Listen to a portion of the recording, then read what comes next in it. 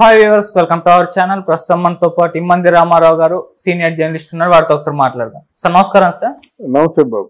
Sir, మంచు family పైన ఎప్పటి నుంచో కూడా సోషల్ మీడియాలో ఒక ట్రోలింగ్ అయితే నడుస్తూ ఉంటుంది. ఎందుకో తెలియదు కానీ వాళ్ళ పైన బాగా ట్రోల్ చేస్తూ ఉంటారు సార్.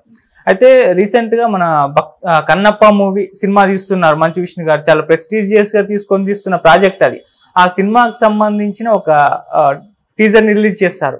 ఆ టీజర్ పైన కూడా విపరీతమైన ట్రోల్స్ సోషల్ మీడియాలో నడుస్తున్నాయి సార్. అసలు టీజర్ లా లేదు, ఏదో పిక్సార్ట్ ఎడిటింగ్ లా ఉందని చెప్పేసి, అసలు ఇది కన్నప్ప స్టోరీ ఏనా, అప్పుడు చూసిన కన్నప్ప వేరు, ఈ కన్నప్ప ఇది మంచు విష్ణు గారు రాసిన కన్నప్పలా ఉంది అని చెప్పేసి విపరీతంగా ట్రోల్స్ నడుస్తుంది. ఇప్పుడు ఈ సినిమాని కాపాడితే అందులో ఉన్న స్టార్స్ మాత్రమే కాపాడాలి. అయితే ప్రభాస్ గారు కానివ్వండి, లేకుంటే అక్షయ్ కుమార్ గారు కానీ, వీళ్ళు ఉన్నందువల్ల ఈ సినిమాకి హైప్ తప్పితే మంచు ఫ్యామిలీ ఇంత భారీ బడ్జెట్ పెట్టి తీస్తున్నందుకైతే కాదు అని చెప్పేసి కూడా ఆ రకంగా కూడా మాట్లాడుతున్నారు సార్. ఎంటైర్ గా ఈ సినిమా పైన వస్తున్న సోషల్ మీడియాలో వస్తున్న ట్రోల్స్ పైన మీ ఒపీనియన్ సార్? ఇప్పుడు మీరు చెప్పినవన్నీ యథార్థాలు. దీన్ని సమాధానం చెప్పలేను. ఎందుకంటే స్థూలంగా దీని తాలూకు కొంతవరకు దీని వెనుక జరిగినటువంటి తప్పుల గురించి చెప్తారు. ఓకే. ప్రధానంగా కృష్ణరాజు గారి లాంటి వ్యక్తి ప్రభాస్తో ఈ సినిమా తీద్దామని అక్కడ ఉన్నటువంటి మన ఎవరు ముల్లపూడి వెంకటరమణ గారు రాశారు స్క్రిప్టు. ఆ భక్త కన్నప్పకు కూడా ఆయనే రాశాడు, బాపు గారి డైరెక్షన్. ఈ కన్నప్పకి ఎవరు డైరెక్షన్ కూడా ఆ పేరు కూడా పెద్ద పాపులర్ నేమ్ కాదు. అంటే ఇట్లాంటి చారిత్రాత్మక పురాణ కథలను తీయాలంటే ఫిక్షన్ని డ్రామా ప్రధానం. డ్రామా అంటే మెలో డ్రామా ప్రధానం. అంటే హృదయం ద్రవించాలి చూసేవాళ్ళకి. ఆ సన్నివేశం చూడండి, ఒక నాస్తికుడు, దేవుడు అంటే భక్తి లేనివాడు, అటువంటి వాడు దేవుణ్ణి తెలుసుకున్న తర్వాత ఎంత మూర్ఖంగా ప్రవర్తిస్తాడు. దేవుణ్ణి ఇష్టపడిన తర్వాత కూడా అయ్యో నువ్వు ఏడుస్తున్నావా, నువ్వు ఏడుస్తున్న నా కళ్ళు ఎందుకు పెట్టేస్తాడు, రెండో కన్ను ఏడుస్తున్నావా పెట్టేస్తాడు. మరి చిరస్థాయిగా ఉండిపోయాడు భక్తి కన్నప్ప. అక్కడ శ్రీశైలం వెళ్ళినట్టయితే కన్నప్ప కొండ కనిపిస్తుంది అన్నమాట. ఇవన్నీ యథార్థంగా జరిగినాయి. ఈ జరిగిన సంఘటనల గురించి సినిమా తీయాలంటే దానికి కొంత ఏమంటారంటే బాగా పొటెన్షియాలిటీ ఉన్న ఆర్టిస్టులు కావాలి, కొంచెం అందంగా అపురూపంగా ఉన్న ఆర్టిస్టులు కావాలి. అంటే వీళ్ళు అందంగా లేరంటే నేను చెప్పను, కానీ కృష్ణరాజు బేరు బాడీతోని ఆ పూసలు వేసుకొని ఆ కన్నప్పలా బయటకు వస్తుంటే ఎలా ఉంటాడు ఆయన? నిజంగా కన్నప్పను మనం చూడలేదు, కానీ ఈ కన్నప్ప ఇలాగ ఉంటాడు, ఇలాగ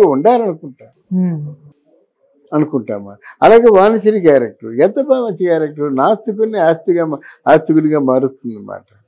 ఇటువంటి సినిమాని పెట్టుకొని ఆయన ఆ కథను రాశాను, సన్నివేశాలు పెంచానంటే నీకు బయట దీని మీద మార్కెటింగ్ చేసుకుంటే ఎంత సొమ్ము వస్తుంది అని ఆలోచించే దానికంటే సినిమా మీద ఆలోచిస్తే బాగుండేది. ఇప్పుడు మోహన్ లాల్ మనకి ఎందుకండి చెప్పండి? మోహన్ లాల్ మనకెందుకు? తర్వాత ఇంకెవరు తీసుకొచ్చాడు? అక్షయ్ కుమార్ గారిని. అక్షయ్ కుమార్ హిందీ ఆయన. ఫర్ ఎగ్జాంపుల్ గాడ్ ఫాదర్లో సల్మాన్ ఖాన్ వచ్చాడు, ఏమైనా ₹1 చక్కెర తెగిందా? మనలో మనం అంటే సినిమా మీద కొంచెం ఎన్ని చూస్తున్నాను కనుక బాధ అనిపిస్తుంది అన్నమాట. ఒక సినిమా ఒక టీజర్ చూస్తే ఎలా ఉండాలంటే, అమ్మాయి ఇప్పుడు బాహుబలి చూసాం, మగధీర చూసాం, త్రిపురారు చూసాం, నిద్రపోలేం కదా, ఎప్పుడు వస్తుంది సినిమాని ఎదురు చూస్తే ఎలాగ ఉండాలి టీజర్. అలా లేకుండా నా ఇష్టాన్ని నేను చేశాను, నా భూతం నా భవిష్యత్ అంటే నువ్వు అనుకుంటే సరిపోతుందా? మేము అనుకోవాలి కదా. కానీ సినిమాలు నువ్వేం చెప్పాలనుకున్నావు అది ప్రేక్షకులకి ఇంజెక్ట్ కాకపోతే ప్రేక్షకుల తాలూకు రియాక్షను ఇలాగే ఉంటుంది. అది నువ్వు వన్ మ్యాన్ షో చేతైతే చేసి కృష్ణరాజుని తలపింపజేయు, లేకపోతే మరపింపజేయు. అదేది లేకుండా నీకు ఎందుకు రే సినిమా అనుకునేలా ఉండకూడదు అన్నమాట. వీళ్ళందరూ ఉంటే ఇంకేముంది దండగా. ఇప్పుడు పవన్ కళ్యాణ్ పక్కనే అందరూ పెద్ద పెద్ద నాయకులు కాబట్టి వీడి పేరు వచ్చింది. ఎందుకంటే అంతమంది ముందు చిన్న చిట్టిడికంతా పవన్ కళ్యాణ్ మాటల్లో చెప్పాలంటే వామనుడంతా ఆయన మాటలు. అంత వామనుడంత ఉన్నవాడు ఆకాశానికి ఎదిగేసరికి అందరికీ ఆశ్చర్యం కలిగింది. అది బాగుంటుంది. అలా కాకుండా పవన్ కళ్యాణ్ పక్కని రఘురామకృష్ణరాజుని ఇంకెవరో బాగా గోరెట్ల బుచ్చయ్య చౌదరిని అక్కడేమో అయ్యన్న పాత్రుల్ని వీళ్ళందరినీ పెట్టుకొని నాదని మేసం చెప్తే ఎలాగవుద్ది? అసలు ఒక వర్మ తాలూకు సహాయం తీసుకున్నందుకే ఈ విజయం వర్మదంటాను నేను. ఒకవేళ వర్మ ఆ సీట్ ఇవ్వలేదనుకోండి, ఈరోజు పవన్ కళ్యాణ్ ఊహించుకోండి, ఇరేవాడు గెలిపించుకొని ఆయన ఓడిపోయినట్టు దాని పరిస్థితి ఏంటో ఊహించుకోండి. కనుక సర్వదా శతదా వరము మాత్రం పవన్ కళ్యాణ్ కృతజ్ఞుడిగా ఉండాలి.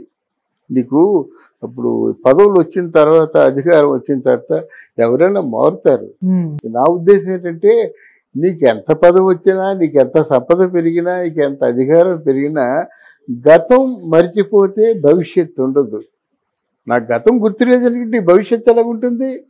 నిన్న మర్చిపోతే రేపు ఉండదు. ఈ విషయాన్ని పవన్ కళ్యాణ్ గుర్తుంచుకోవాలన్నమాట. ఇప్పుడు శ్రీరాముడు అందరినీ ఆలింగనం చేసుకున్నట్టు ఏంటంటే, ఆ వంతెన రామసేతు నిర్మాణంలో పూనుకున్నటువంటి ఉరతను కూడా ఆయన మర్చిపోలేదు.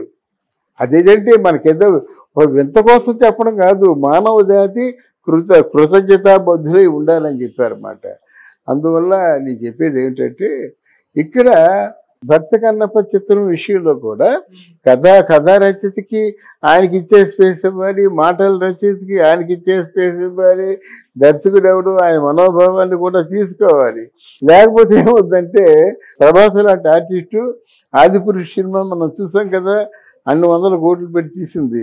ఎవరైనా ఒక టికెట్ దిగిందా? నేను ప్రభాస్ అంటే పలికారా? ఎవరు పలకరండి. జనాన్ని గెలుచుకోవాలి. అది ఆ గెలుచుకునే విషయంలో కొంచెం నేను ఇప్పుడు రిపీట్ చేయను, నేను స్టోరీ చెప్పను, నేను నీకు సన్నివేశాలు రాసుకున్నాను అంటే, నువ్వు నిజంగా నీకు ఎబిలిటీ ఉంటే సన్నివేశాలు రాసుకో. ఈ సినిమా సూపర్ హిట్ అయితే నెక్స్ట్ సినిమాకి నమ్ముతాం. మొదటి సినిమాలో మా సందేహాలు మేము తెలియజేస్తాం కదా. ఎలాగైనా సూపర్ హిట్ అవ్వాలనే కోరుకుందాం. కానీ జనాల మనసు గెలుచుకోవాలి. అది గెలుచుకోలేని ఒక దుస్థితి ఏర్పడింది. అందుకే ఈ ట్రోల్స్. ఓకే సార్, ఈ సినిమాకి మేజర్ గా అసెట్ ఏదన్నా ఉంది అంటే అది ప్రభాస్ గారే సార్. అంటే సినిమా పైన ఒక ఎక్స్పెక్టేషన్స్ రావడానికి మెయిన్ రీజన్ ప్రభాస్ గారు ఈ సినిమాలో యాక్ట్ చేస్తున్నారు అనే అదొకటే రీజన్ ఉంది సార్. అంటే మరి సినిమా రిలీజ్ అయిన టీజర్ కూడా పెద్ద బజ్ క్రియేట్ చేయలేదు. మరి సినిమా ఎలా ఉంటుందో తెలియదు. కానీ ఇప్పుడైతే చాలా మంది ఏమంటున్నారంటే, ఈ సినిమాను ఒకవేళ కాపాడితే ప్రభాస్ గారే కాపాడాలి అని అంటున్నారు సార్. మరి ప్రభాస్ గారి రోల్ ఏ విధంగా ఉండబోతుంది ఈ సినిమా విజయంలో? ప్రభాస్ని అపాయింట్ చేసుకోవడం పొరపాటు. ప్రభాస్ లాంటి ఇంటర్నేషనల్ స్టార్ పక్కనే ఉంటే ఏదో మీ సినిమాకి అయిపోతుంది అనుకుంటున్నారు. కానీ ఆయన తగిన క్యారెక్టర్లు అయితే వాళ్ళు చాలా నిరాశపడతారు. అది రివర్స్లో మీకు వర్కౌట్ అవుతుంది. ఓకే, తగిన పాత్ర ఉండాలి కదా.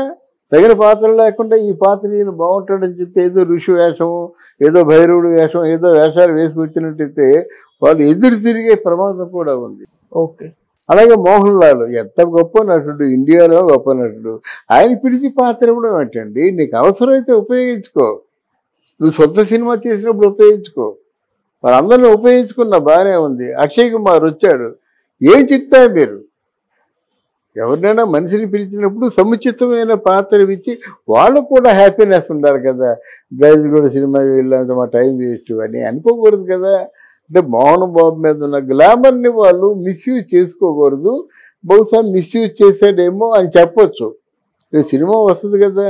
ఇది సామాన్యమైన ఆర్టిస్టే కాదు. అక్షయ్ కుమార్ కానీ, మోహన్ లాల్ కానీ, మన ప్రభాస్ కానీ ఇంటర్నేషనల్ ఆర్టిస్టులు అన్నమాట.